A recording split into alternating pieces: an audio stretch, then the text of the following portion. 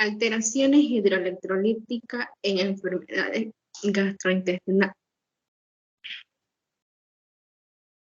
¿Qué es la enfermedad gastrointestinal? Las enfermedades gastrointestinales son aquellas que atacan lo que es al estómago y a los intestinos, generalmente causados por bacterias o parásitos o virus. Así.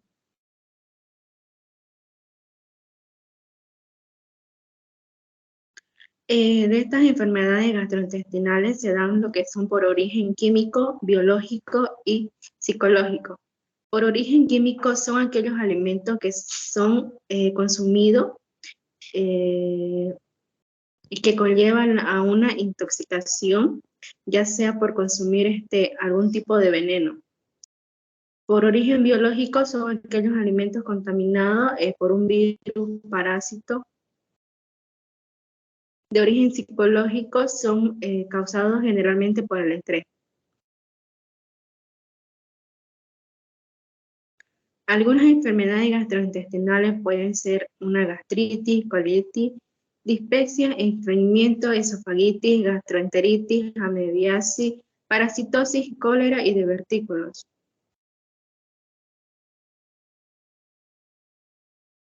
¿Quiénes tienen mayor riesgo de enfermar?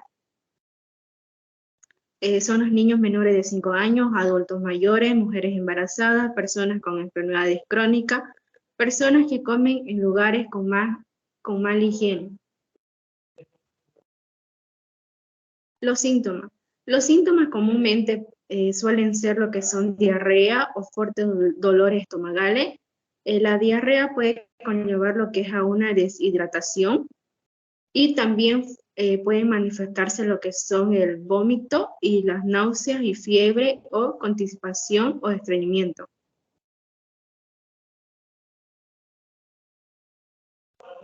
Bien, las alteraciones hidroeléctricas más frecuentes en pacientes con diarrea. Bien, las consecuencias de la pérdida de agua y electrolitos por heces tipo vómito en la enfermedad de diarrea a veces se produce por la deshidratación.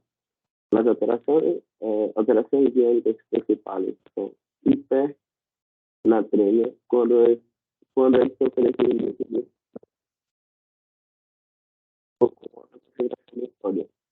y la hiponatremia, que ofrece líquidos hipomorales y la falta de pobre de sodio.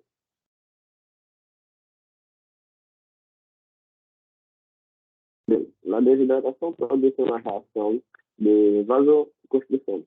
La contracción del espacio vascular priva de los oxígenos a muchos tejidos, cuida las células, recurre a la mayor producción de ATP por las vías de las glucosas y su utilización por los resultados de gran producción de hidrógenos lactados. Los que no producen se convierten en ATP por la mitocondria o por la falta de oxígeno.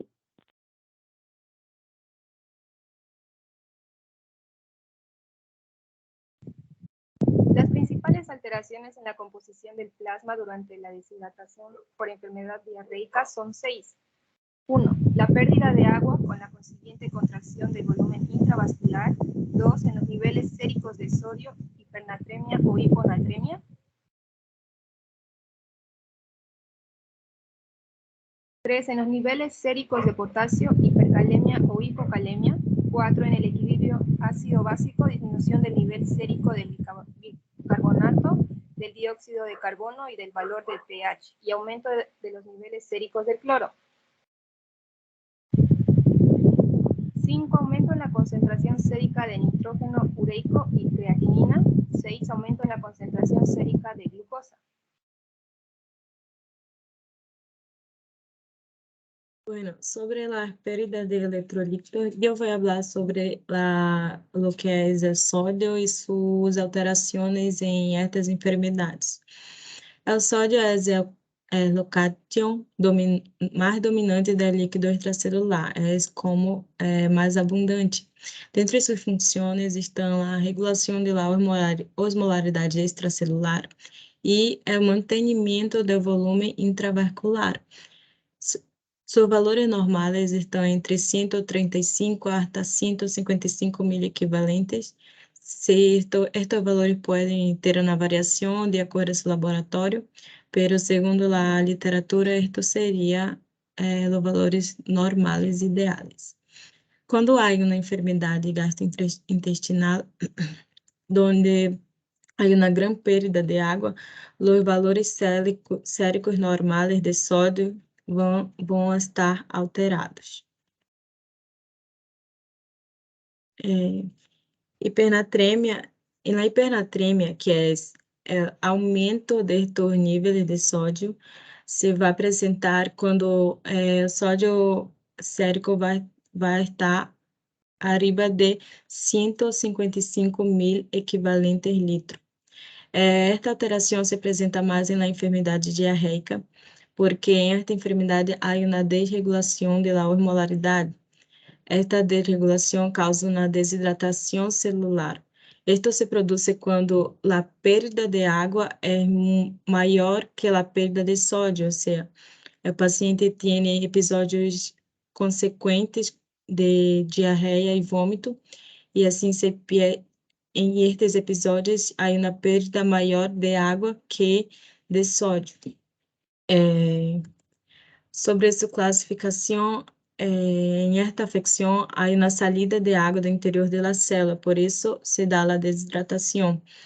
Sobre sua clínica, seus signos vão se apresentar como signos de desidratação intracelular, que podem ter afectações cerebrais, como convulsões, irritabilidades, e se pode classificar em três, que seriam a hipernatremia aguda, a hipernatremia crônica e a hipernatremia grave. E a hipernatremia aguda se apresenta quando seu tempo está por menos de 48 horas, e dentre seus signos e sintomas se vão apresentar anorexia, náusea, vômito, contracturas musculares, inquietude, irritabilidade e letargia. Em la hipernatremia crônica, que é quando esta afecção se vai apresentar maior a 48 horas, o paciente vai estar com quadros de espasticidade, hiperreflexia, temblor. E aí, em la hipernatremia grave, se vai apresentar quando os níveis vão estar por cima de 160 mil equivalentes litros. Isto pode aparecer, se vai apresentar de uma maneira mais grave seus signos e pode aparecer focalidade neurológica secundária a hemorragias cerebrais. Além de, por la desregulação e la osmolaridade, se pode apresentar também quadros de convulsões e tromboses. Aí podemos ver alguns dos órgãos que vão estar afetados, como os músculos, que você vai apresentar em câimbras, uma hiperglicemia, uma hiperventilação com um mecanismo compensatório, uma diminuição da contractilidade ventricular esquerda. Já em la hiponatremia, que é uma diminuição de los níveis de sódio, se vai apresentar quando estes pacientes vão estar com níveis abaixo de 135 mil equivalentes litros em seus volumes séricos. Esta afecção se apresenta mais quando há uma desnutrição causada por enfermidades diarreicas e vômito. Isso se dá porque em estas enfermidades há um alto gasto fecal, onde este gasto se vai apresentar com altas concentrações de sódio em las heces.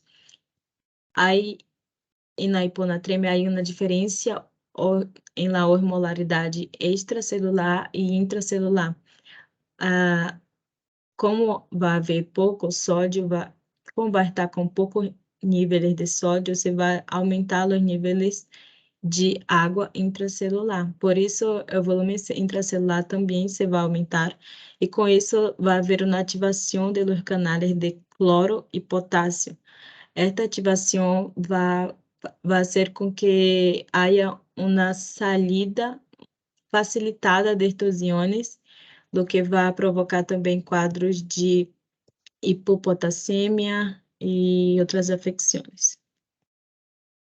Em la clínica destes pacientes vão apresentar sintomas secundários a hiperidratação celular, que como eu dito que vai ser ocasionada por o passo de água do espaço extracelular ao intracelular. Isso se vai barrar a osmolaridade do plasma e se vai apresentar de uma maneira aguda e crônica. A maneira aguda são inferior a 24 horas e se vai produzir sintomas.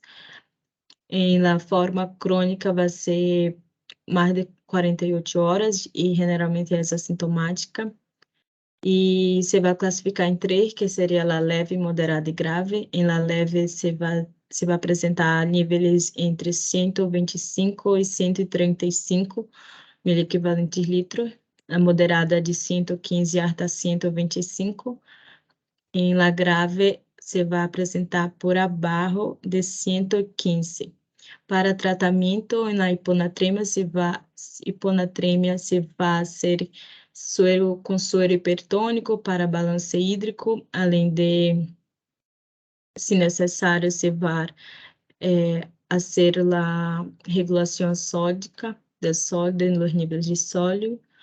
E em la hipernatremia, se vai ser com restauração do volume intravascular com líquidos isotônicos.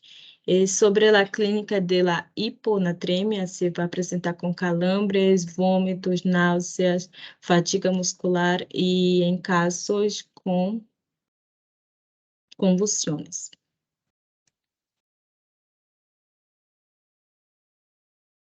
Eu vou falar sobre o potássio e suas alterações. O potássio é um mineral que é necessário para que a célula funcione adequadamente. Ele se obtém através dos alimentos e o urione, quando há um nível mais alto de potássio, lo elimina através da urina.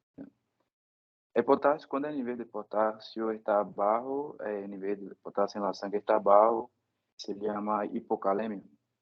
E as causas mais comuns são por medicamento, como diurético, algum antibiótico, diarreia, vômito, transtornos alimentares, uso excessivo de laxantes, enfermidade renal crônica, nível baixo de magnésio e outros. Passe, por favor.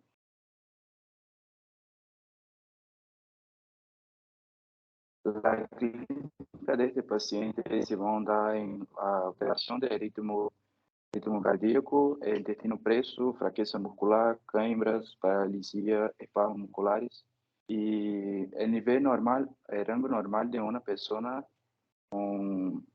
de potássio é de 3,7 a 5,2 e é classificado em leve, moderada e grave. Pode passar. A hipercalemia já é quando o nível de potássio na sangue é mais alto que o normal. A maioria das pessoas, o potássio deve estar entre 3,5 e 5,2 milimoles por litro. E a hipercalemia é um nível superior a 5,5. E os casos mais comuns são a distribuição celular, acidose mineral, hipertrofia, deficiência de insulina, beta-bloqueadores, estimulação alfa-adrenérgica, parálise periódica, lesão celular e deficiência de túbulo colector cortical. Pode passar.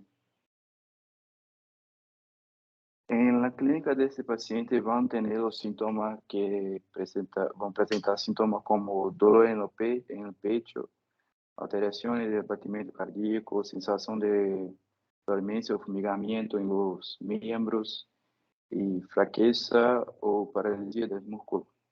E também é classificado em três, como leve, moderada e grave.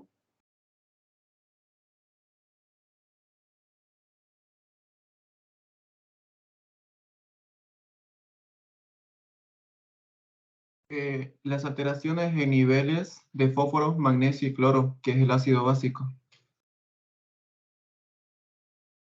Bien. En el fósforo, las cifras de fósforo varían, ¿no? Según la edad, por ejemplo, de 0 a 5 días, de la cual son a 4,8 a 8,2 miligramos por decilitro. Y de 1 a 3 años son de 3,8 a 6,5 miligramos por decilitro, y de 4 a 11 años de 3,7 a 5,6 miligramos por decilitro. La hipofosforemia, los valores dependen de la edad. Por ejemplo, menores a 4.5 en niños pequeños y de 3.5 en el resto. Los síntomas no suelen aparecer hasta los niveles menores a 1 miligramo por decilitro. Siguiente, por favor. Ya. En la etiología, la hipofosforemia se puede producir por 3 mecanismos: paso del fosfato al espacio intercelular y la disminución de aportes de absorción y pérdidas renales, en la cual, por ejemplo, en la clínica se dice que debido de la déficit intracelular del ATP se producen manifestaciones neurológicas debido a la muscular, parestesia, ataxia, convulsiones, delirio y coma. En esta, por ejemplo, están las cardíacas, respiratorias y hematológicas, hemoliosis de función plaquetaria y de neutrófilos. Siguiente. En el tratamiento, esta depende de la asistencia de los síntomas y la magnitud de los niveles séricos, por lo cual, si los síntomas son agudos o los niveles son inferiores a 2 miligramos sobre decilitros, se administra fosfato por vía intravenosa a dosis de 1 a 2 mol de potasio por día. Si el paciente está asintomático, los niveles son mayores de 2 miligramos decilitros. La reposición se puede hacer por vía oral. En el magnesio, la hipomagnesemia se define como concentración sérica del magnesio de menor a 1.6 miligramos por decilitro, los cuales en la etiología las principales causas de la hipomagnesemia son las pérdidas gastrointestinales y las renales. El escaso aporte es raro, salvo en niños hospitalizados con fluidoterapia sin magnesio. Por ejemplo, en la clínica, los niveles de menores a 1 miligramo por decilitro provocan hipocalcemia. Los síntomas de la hipomagnesemia son similares a los de la hipocalcemia: tetania, irritabilidad, las convulsiones. Son hipotensión, insuficiencia cardíaca, y las arritmias, aunque la hipomagnesemia y la hipopotaxemia tienen muchas causas comunes. La propia hipomagnesemia produce hipopotaxemia, que solo se corrige con aportes de magnesio. La sospecha etiológica de esta se obtiene habitualmente con la historia clínica, para distinguir entre las causas renales y extrarrenales de magnesio. Puede ser útil la fracción de excreción de magnesio, que estará baja en las causantes extrarrenales y altas en las renales. En los tratamientos tenemos los casos en los tratamientos del magnesio, en los casos graves, miligramos menores a 1 miligramo decilitro, requieren tratamiento parenteral. Generalmente se administra sulfato de magnesio a dosis de 25 a 50 miligramos sobre kilogramo en difusión lenta y repitiendo la dosis cada 6 horas si es necesario. Previamente tenemos lo que es el cloro, lo que es el ácido base. Existen distintas aproximaciones teóricas para la interpretación de los trastornos del equilibrio ácido-base, que son los trastornos, sí. La propuesta de fisicoquímica de Stewart es el más reciente y se basa en la diferencia de iones fuertes y concentración de ácidos débiles. ¿Sí? IPC, aunque usada por anestesistas y intensivistas, es un abordaje complejo y por ello sigue utilizando la aproximación fisiológica basada en el pH, CO2 y el CO3 plasmáticos. En el cloro tenemos los 4 parámetros básicos para la interpretación del equilibrio alteración-base. Son el pH, el logaritmo de la concentración de hidrogeniones. Valores normales, por ejemplo, son de 7,35 a 7,45, equivalentes a 40 o menos de los 5 de magnesio. Refleja la severidad del trastorno del equilibrio ácido-base. Y el 2, tenemos lo que son los valores normales de 35 a 45. Refleja también la respuesta respiratoria. Estos son valores críticos que son menores a 20 y 70. ¿Sí? Y los HCO3 son concentraciones plasmáticas de bicarbonato, reflejan los sistemas de tampón. Los valores normales son de 21 a 28 y valores críticos son menores a 8 y mayores a 40. Hiato iónico o anión GAP. Esta es la diferencia entre iones y cationes del plasma.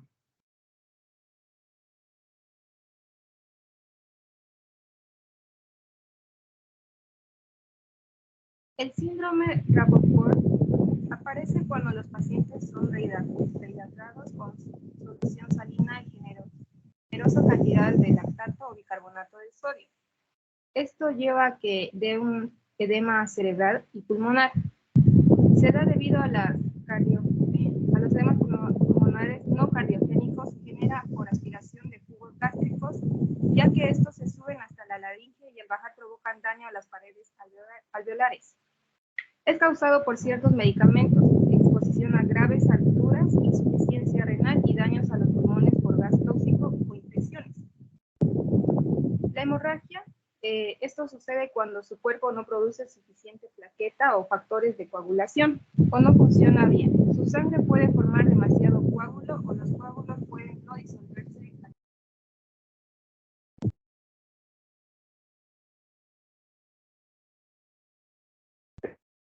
El tratamiento dietético de reidratación oral consiste en tratar la deshidratación y prevenir la malnutrición. La deshidratación tiene lugar cuando el organismo ha perdido mucho líquido y electrolitos, especialmente sodio y potasio. El agua y los electrolitos perdidos a causa de una diarrea deben reponerse con cierta prontitud para no alterar el mal funcionamiento del organismo. Lo más correcto es utilizar una solución de reidratación oral para reconstituir suero oral, hiposódico o suero oral. Se puede disponer de estos preparados. Podemos preparar esta solución según las recomendaciones de la OMS, según la tabla.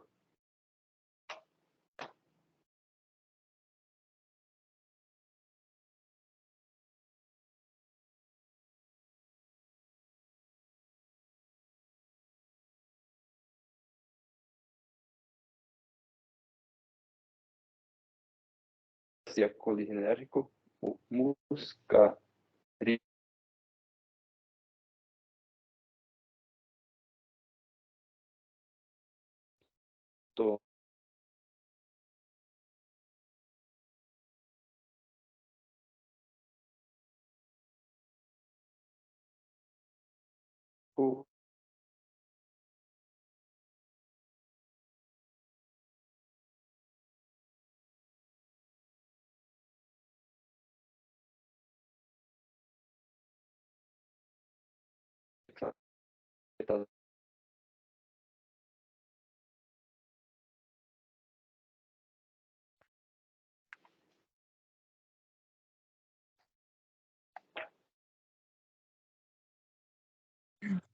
En las complicaciones, en la etapa aguda va a ocasionar la deshidratación, la sepsis y el sangrado, que puede ocasionar el shock hipovolémico. En la deshidratación es ocasionada por la alteración de la ingesta de agua por el túbulo digestivo. Otras ocasiones de la deshidratación es la fiebre, el vómito y la diarrea. La sepsis.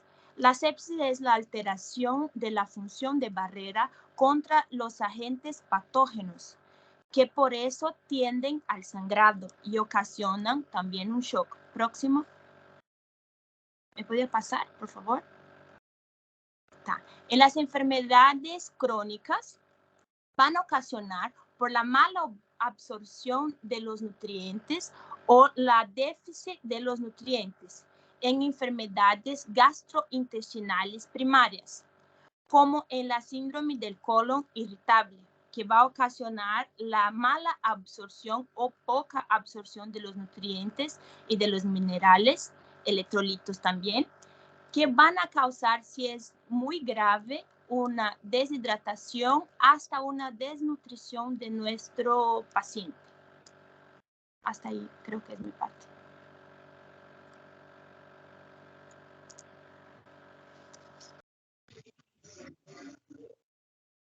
Diagnóstico de las enfermedades gastrointestinales. Tenemos lo que son los análisis de laboratorio. Dentro de esto es posible encontrar lo que es análisis para detectar anemia o infección. Nosotros podemos sugerir lo que es análisis de sangre para la detección de anemia o para descartar algunas infecciones por el virus o bacterias. Los estudios también de las heces Las S también pueden hablar mucho del estado de la salud. Puede pasar.